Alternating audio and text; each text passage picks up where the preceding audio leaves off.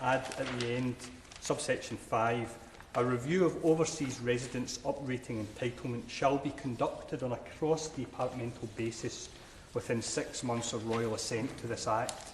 It shall consider in particular whether the savings attributable to non-entitlement could be more effectively made in other areas of health and social care, and whether there are potential economic benefits to uprating the pensions entitlements of overseas residents in line with UK resident pensioners' entitlements. The review shall report to the Secretary of State for Work and Pensions, and a copy of the report shall be laid before Parliament. Now, one can anticipate the Minister's initial response, which will be along the lines of, "Oh, no, another review." We're not going to say anything about seeing notes. One anticipates that. This is an interesting issue for a couple of reasons. The first is there is clearly a, how would one put it, a lack of uniformity regarding the way in which UK pensioners who move abroad have their pensions uprated. In many countries there is a reciprocal agreement such that Mr. Caton pensioners find that their pension is uprated in line with changes in the uprating made by the UK government. But in other countries, Australia and Canada being among the most prominent, there is no such reciprocal agreement, and pensioners who move abroad effectively have their UK state pension frozen. They go abroad and they stay abroad, and it is never uprated. And we all know how important the uprating issue is generally. We spend a lot of time in pensions talking about uprating. Uprating is critical to ensuring that pensions maintain their buying power. I won't go too far into the triple lock, which the Minister commented on the other week with the Financial Times, very, very honestly, I thought. But of course that was about indexing too, and uprating. So I do think this is an issue which, when one first comes across it, it seems rather odd that in some countries you move abroad. If you're a British pensioner and you move to the USA, your pension's uprated. If you move to Canada, it's not uprated. Does he not recognise as well, though, that one of the upgrading most certainly of pensions is one issue, but it is also to do with the exchange rate. It can do with inflation in the country which the person has gone to, and there are a whole series of other things. And the pension which they end up by getting is merely part of actually having to try and meet the cost of day-to-day life. I think the Honourable Gentleman, and I agree with him, absolutely. I think in this case, if one was to develop the Honourable Gentleman's argument further, one would need to be able to compare those various factors in a country like Canada compared to the US, and see if the impact of those factors neutralise to any degree the impact of not having the UK pension uprated. But of course, in general terms, the Honourable Gentleman is entirely right. One standard of living in retirement is dependent on factors other than just uprating. And I should say the opposition is not hostile to the government's position on this, which is, as I understand it, not to uprate those countries, pensioners in those countries who aren't currently uprated. The Minister's been on the record about the cost of this. I think the Minister will have more to say on this, but I understand it in the region of £600 million was the Minister's last comment on this issue. Yes. Mr. Graham. Opposition spokesman for giving way. Is he aware of the explanatory notes, page 15, which spell out that regulations under this clause will take into account provision under relevant treaties, such as those in respect to the European Union and bilateral treaties, providing for reciprocity and which cover up regulation? Is he aware of that, and does that influence his approach to this clause? I can reassure the Honourable Gentleman, the Member for Gloucester, that I am aware of that aspect of the regulations in this bill. But of course here we're talking about those countries where there isn't a reciprocal agreement. That's the issue at hand, rather than those countries where there is a reciprocal agreement. We can all unite and welcome the fact that those countries where there is a reciprocal agreement will be uprated in line with whatever is decided in this House. Yes. He's very gracious.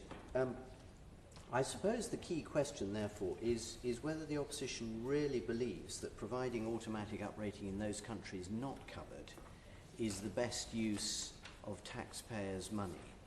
And subject to confirmation from the Minister about the exact sums involved, would the Honourable Gentleman like to confirm that his party would actually provide for those funds by cutting different government expenditure, and if so, what? I know the honourable member moves rapidly into his common register of what would you do would be my simplified way of describing the honourable gentleman's approach. I just started to say, and I think the honourable gentleman will have heard me say, that we are not hostile to the government's position as things stand on not uprating overseas residents' pension entitlement in those countries where there are not reciprocal agreements, because the cost is very, very important. As I develop my argument, I hope the honourable gentleman will see where I'm taking this, which is an argument really about trying to get to a definitive judgment and actually the cost-benefits analysis of such an uprating, rather than, and we're absolutely not doing that, calling on the government to undertake this. Indeed, I would say that there's significant media interest in this issue, which honourable members on both sides might have come across or been lobbied in terms of, and actually I've been very clear that no such commitment can be made if the government are indeed right that the cost is significant. But I think honourable members would agree, I suspect, with me that it does, when one looks at it, seem a bit of an oddity, and it might be that this is the kind of issue that does pay some close analysis by the government. The Minister might say that analysis has already been undertaken. I'll be pleased to hear from the Minister as we proceed on what sort of analysis the government has undertaken on this. So, yeah, of course. I'm very grateful. I mean, I suppose one of the issues at stake here, and the Honourable Gentleman is right to raise this, is that the anomalies for people who retire and then go and live abroad and find their pensions are paid at different rates are considerable, even between countries which have similar structures or similar climates or whatever. And therefore there is a potential issue about the extent to which pensioners are aware of the difference to the pension that they will receive if they go and live in different countries. Does the Honourable Gentleman think there would be any way of tackling that issue, which is one of information? Yeah, I mean, I think the honourable gentleman makes a very good point, and of course we've spoken already on this bill committee about the way in which individuals and families perceive their circumstances. Everything's relative in a sense. One will view notions of fairness and unfairness based on their perceptions and the reality of how those around them in their street, in their community, are being treated. And this is an example in terms of taking up the honourable gentleman's point. If you move to Canada, you're not uprated. If you move to America, you are. And I think the honourable gentleman's point about information is a important one. Communication is always important. To be fair to the overseas consortium of British pensioners who push on this issue, I made a reference a moment ago, Mr. Caton, to the fact that there has been quite significant press coverage of this, I would say, in the last year or so, and that's testament to their efforts on that aspect of the issue. But I think efforts from government on, if it's not going to change in terms of the fact that these anomalies have grown up over 50 years, maybe, probably more, there might be a case for the government doing its best, if it's not already doing so, indeed, to get that information out there about the difference in. Well, the other issue also, which I'm quite concerned about as well, is the whole issue of winter fuel payments. As we know, people living in the United Kingdom, that will be subject to what the weather conditions are here. But where does the honourable gentleman feel he might feel about the issue of winter fuel payments for people living abroad? Of course, if you're living in somewhere like Australia or somewhere which is nice and warm, of course that would happen. But if they were living in Canada, or for that matter in America, which we've just seen some very, may certainly this year, some very cold weathers there as well, how would that sort out as well? Does he have an idea? Craig McClymont. I'm delighted to say so powerful is the spirit of cooperation in this committee that the honourable gentleman referred to me as his honourable friend. I'm very pleased at that. We're all friends. I don't say that in any spirit of satire. I mean it sincerely. I mean, again, that's a. In terms of the Winter Fuel Alliance, it's hard to know where we've got to in this. In terms of, I'd read in the papers that the one part of the government was very keen to, to have the Winter Fuel Alliance only go to UK resident pensioners, and then we hear that that's not possible. Again, I'm going by the papers rather than anything which I could take as a matter of record. Minister. I'm grateful. A normally reliable source was the Chancellor at the dispatch box when he said in the spending review that we won't be paying winter fuel payments to countries that are hotter than the warmest region of the United Kingdom in future. Craig McClymont. Given our climate, that's not going to be very many countries, is my initial observation. I thank the Minister for that clarification, while probably not agreeing that the Chancellor is the best source of factual information. But that would take us into a whole other debate, Mr. Caton. Again, that terrible hearing. The Honourable Member for Gloucester was suggesting something from a sedentary position which I couldn't pick up. I'll be happy to let him come in if he wishes. Well, that's very kind invitation, Mr. Caton, and not one I could possibly refuse. I suppose returning really to the pensions bill, which is the subject under discussion this morning, the question in terms of information to pensioners is one side of the equation, but the other side, which is a much more difficult one, is whether this government, indeed any government, would ever contemplate trying to rationalise some of the agreements or lack of agreements that we have with other countries so that the system was slightly more explainable. I wonder whether the Honourable Gentleman has any thoughts on that. Indeed, perhaps he could remind us what his government did in respect to that. I thank the Honourable Gentleman for that intervention. Can I say it's the first time I've seen an Honourable Gentleman or Honourable Lady start to pour a glass of water as he intervened. That showed a certain elan and style. I thought we were in for a longer intervention indeed than I thought the Honourable Gentleman was hunkering down for the long haul. The Honourable Gentleman raises the issue of rationalising these agreements. I'm not quite sure what that would entail if he's meaning rationalising existing agreements.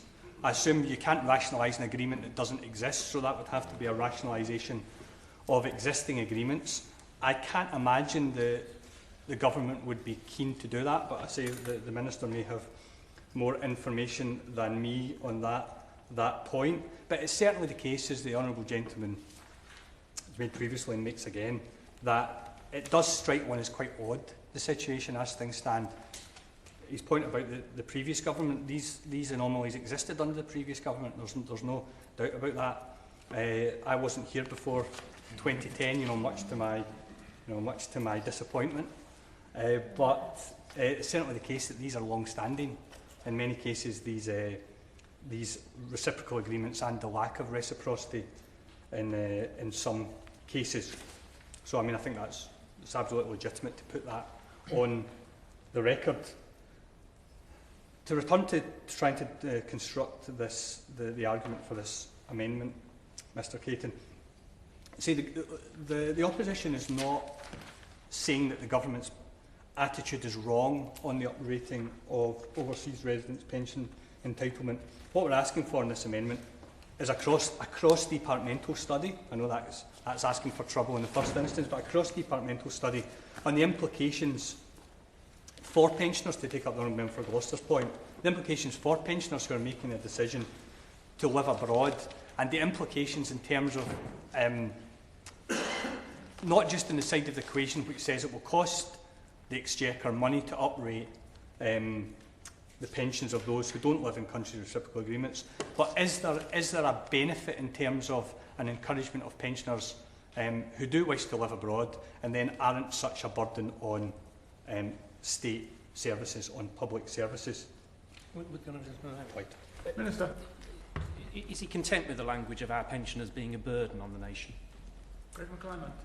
I don't think it's unfair, and I'm surprised at the Minister. What I said was a burden on state services. We know that there is we talk on all sides of the House about the need to make sure that public services are affordable.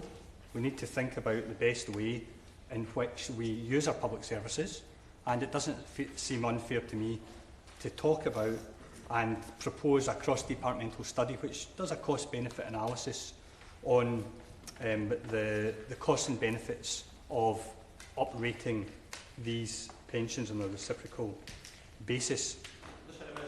Lloyd. Mark Radcliffe. Because of this burden on public services he refers to, is he, with this study, is he looking to encourage pensioners potentially to move abroad to countries that would be more attractive were he to ensure the uprating there? Is that his objective? I thank the Honourable Gentleman for that intervention. That is not my objective or intention, but the Minister will be aware, and I suspect members of the committee from the representations they have received, that the Overseas Pensioners Consortium themselves are keen, as I understand it, to see the government do a cross-departmental study of actually the overall costs and benefits of UK pensioners living abroad. Their view of it is that the government focus very much, perhaps understandably from the government's point of view, on the cost of the uprating without any, in their view, analysis of the fact that these pensioners are no longer drawing on the UK services to take into account the Minister's point about burden or otherwise. And really, I think it's a question at least worth considering. I say again, there is that sense that when you put one aside the other, if you're in America, you're uprated, and if you're Canada, you're not. But not just America, Canada. I mean, we know that it's around 500, to put some numbers into this debate, Mr Caton, about 565,000 pensioners living in 120 countries, including Australia, New Zealand and Canada, have their UK pensions frozen at the rate prevailing when they left the UK, in spite of having paid years of national insurance contributions. That's quite a lot that's a significant number of pensioners. And this means, for example, that someone who started drawing a UK state pension while in Australia in 1983 would today still receive £34 a week, about £60 less than the current rate. And that's quite a significant difference. I think we can all agree, and the Minister may be able to give more information on this, but my understanding, again, from what I read in the paper, so I don't suggest it's a matter of record necessarily, but that the Australian government themselves are pushing quite hard on this issue, and I imagine it brings its own potential problems for Australia if you have pensioners receiving so little from their country of origin state pension. And I say that if you'd started drawing it in 83 in Australia, you'd still be receiving 34 a week, as opposed to around 95 a week if it had been uprated. I mean, that's a pretty significant difference, even before we start thinking about inflation and those other issues that the Honourable Gentleman mentioned a moment ago. And of course, this situation in 120 countries, affecting over 500,000 pensioners, where there isn't a reciprocal agreement and their UK state pension is not uprated, contrasts with arrangements for hundreds of thousands of people who retire in 16 countries within the EU or the US, whose state pension income is uprated each year as though they were still in the UK. And we mentioned the anomaly and perhaps the fact that this has happened at the wrong time. This anomaly occurs as the government has reciprocal agreements with some countries, but has not signed any new agreements since 1981, according to my notes. And the government estimated, and I'm sure the Minister will come on to explain this in more detail, estimated in 2012 that it would cost £655 million to uprate frozen pensions, and the government does not intend to change a policy which has been in place for decades.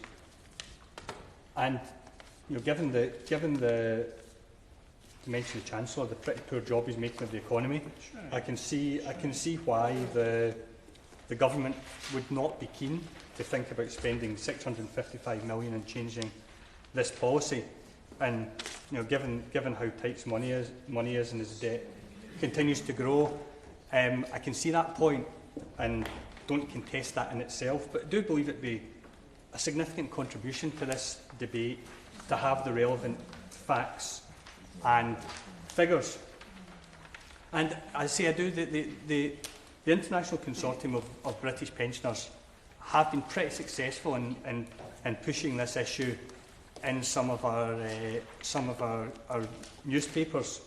And I think the reason they've been successful is because it does strike one as odd that in some countries one can move to and have an uprated UK pension, and in other countries one can't. And to take the honourable gentleman, the member for Gloucester's point, if one moves abroad being unaware of that disparity in uprating arrangements, then you can imagine one would get a bit of a shock to find that pension isn't uprated.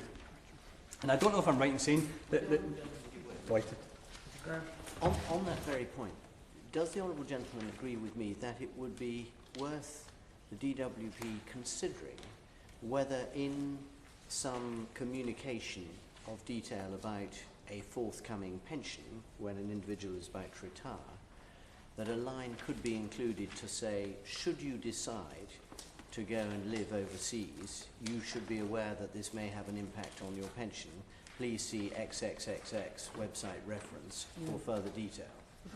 Very good point. Yeah, I think that's a very I was going to say sensible, but perhaps even ingenious suggestion regarding getting the information out there. I mean, that is, listening to that suggestion seems to me perfectly and eminently sensible and something that the government might like to consider. There might be some obstacles to it that I'm not aware of, and the Minister might be able to comment on, but it seems to me an ingenious suggestion. I was just going to come on to mention that the Minister, a moment ago in one of his previous contributions, referred to how his view had changed on the issue of the lump sum for deferral. And certainly the consortium of British pensioners, the International Consortium, have a view that the Minister has changed his mind on this issue, and that back in the day, in those days of footloose and fancy-free opposition, the Minister was a supporter of uprating frozen pensions. They've certainly provided myself with information to that effect.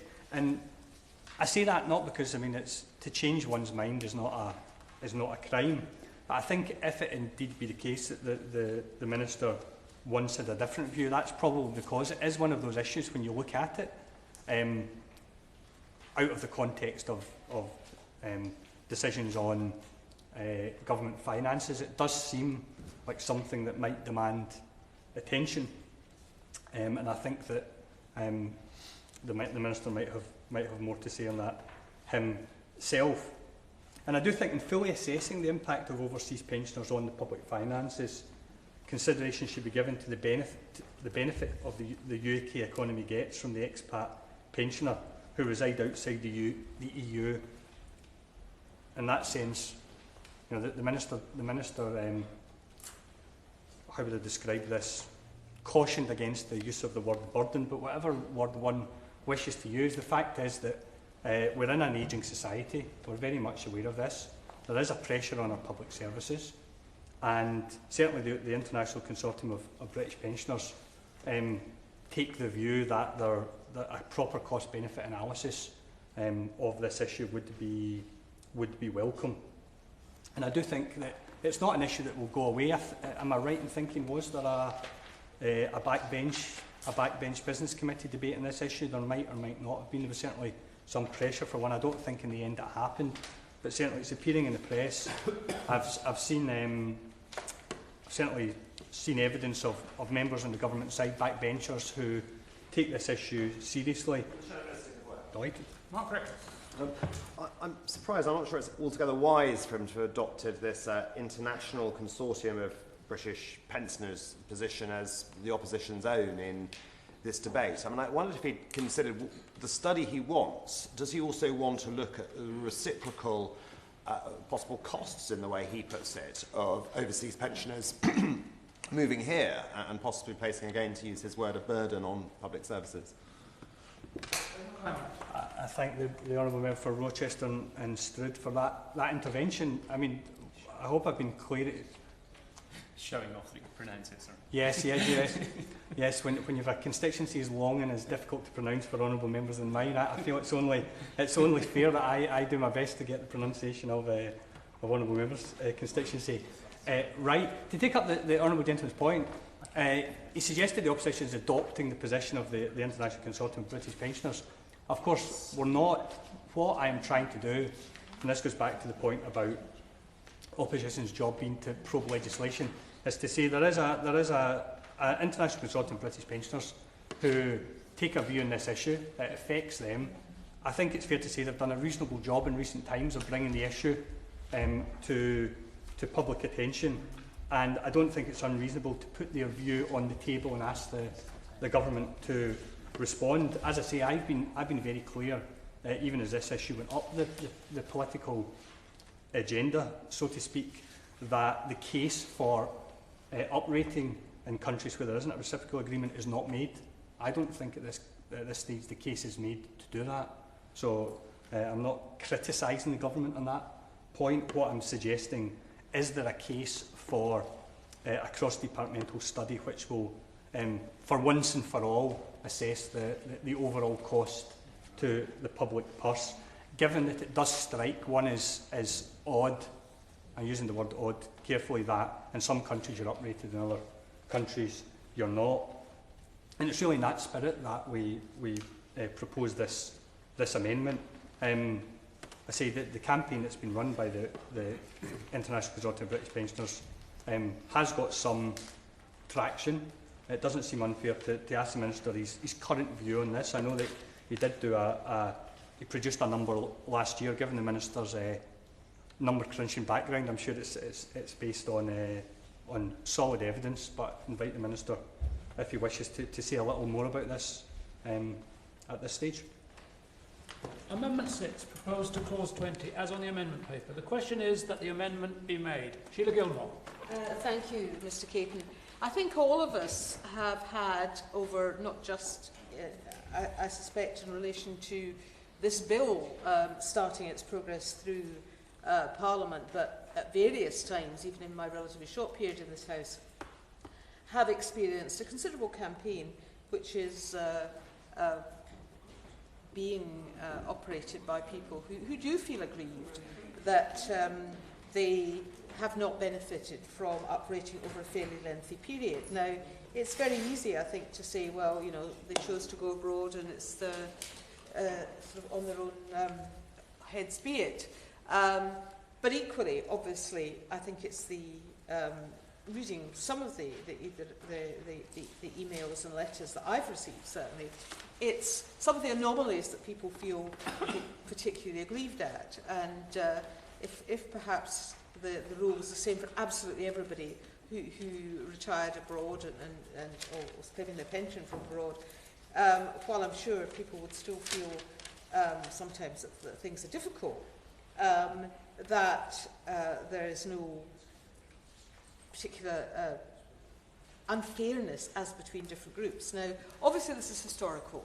This goes back to various arrangements which have been made, and other governments have been prepared to enter into reciprocal agreements, so I understand it's a long time since any such agreements have actually been entered into, and perhaps the Minister could tell us a little more about why that is, if he's aware of why there appear to have been a number of arrangements made.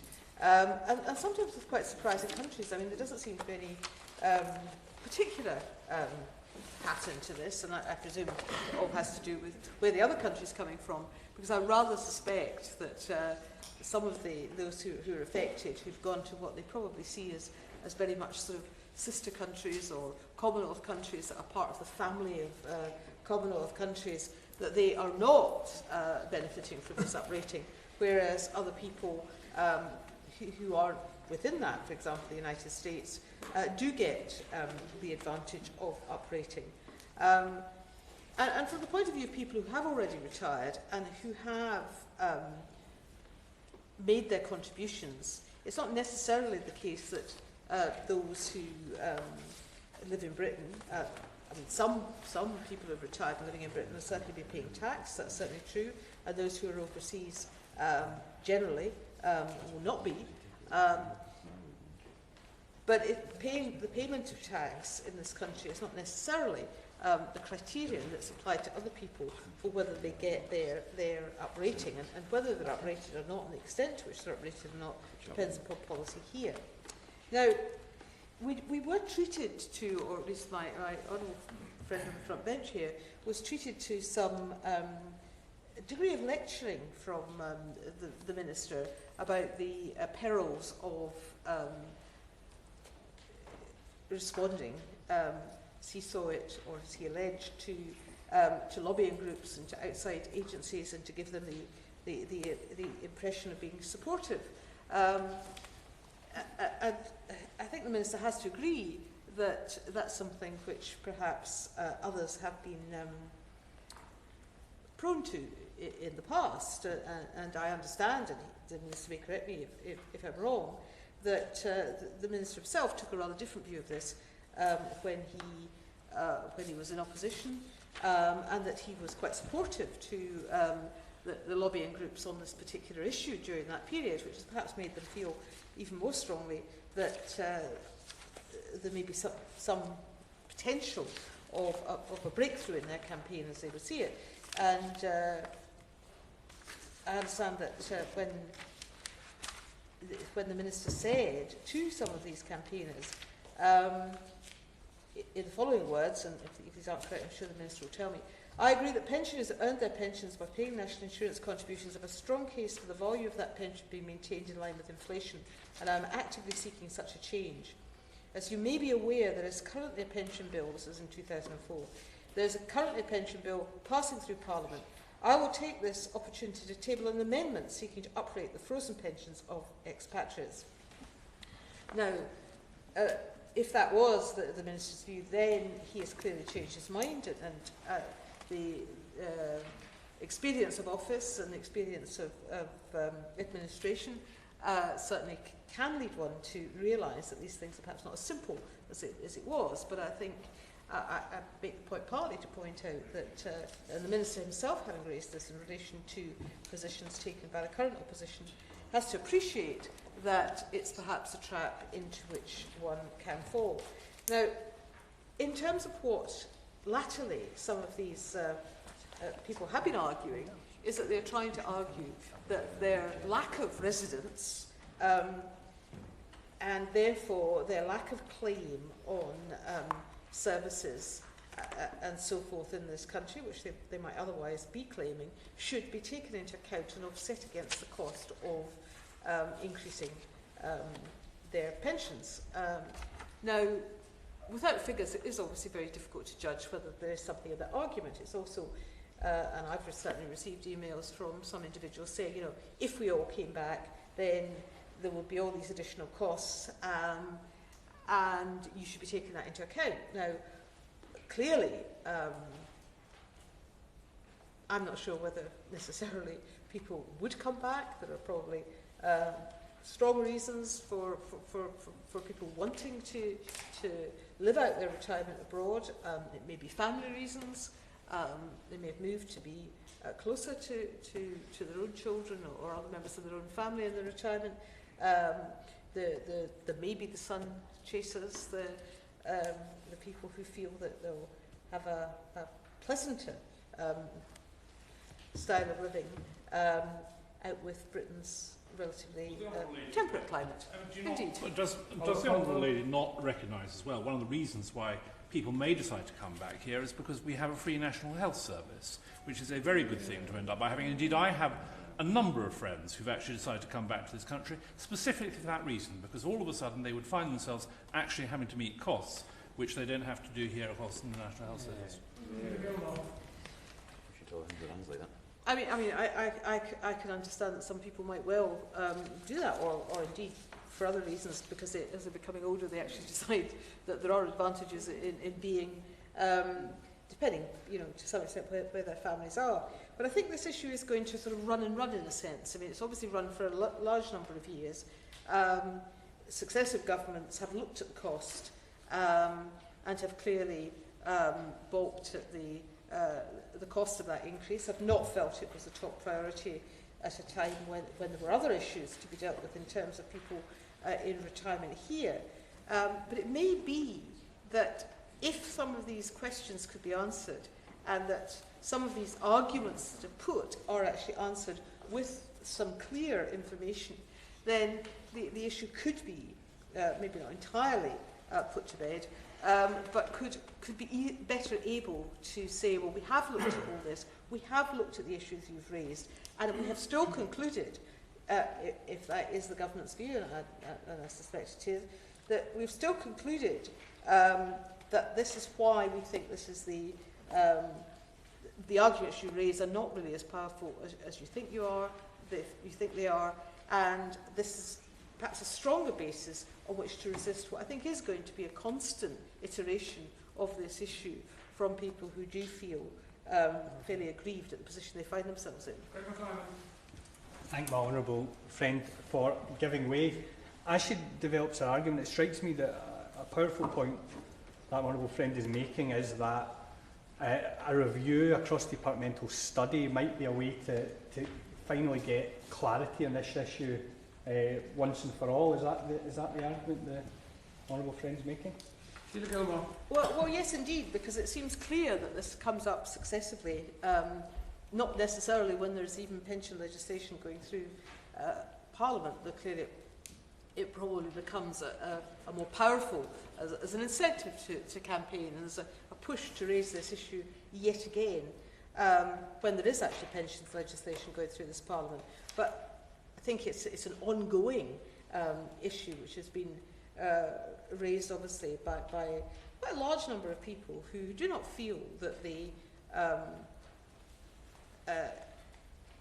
by going abroad they should have lost out on this, and certainly can't fully understand why it's so different from one country to another, which have nothing to do with their circumstances, and of course not their choice.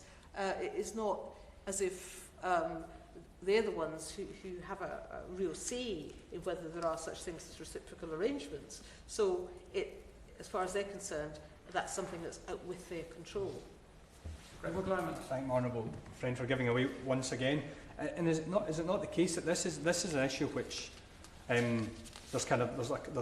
it's not a question of one part of the House or the other taking a view in this. When EDMs have been put down, my memory is that there's been significant number of signatories from the government side, from the government backbenches in this issue, which speaks to the sense that it does appear quite a striking anomaly. I think that is right, and I think it's probably partly because there is some, I suspect, some encouragement constantly given to the campaign by the feeling that there are parliamentarians, perhaps of all parties, who are supportive of the claims that are being made, which means that people feel that if they could just get a proper hearing, if they could just get this properly dealt with, and why, obviously, say that there's always a renewed push on this when there is actually legislation actually going through, or a committee is looking at these issues.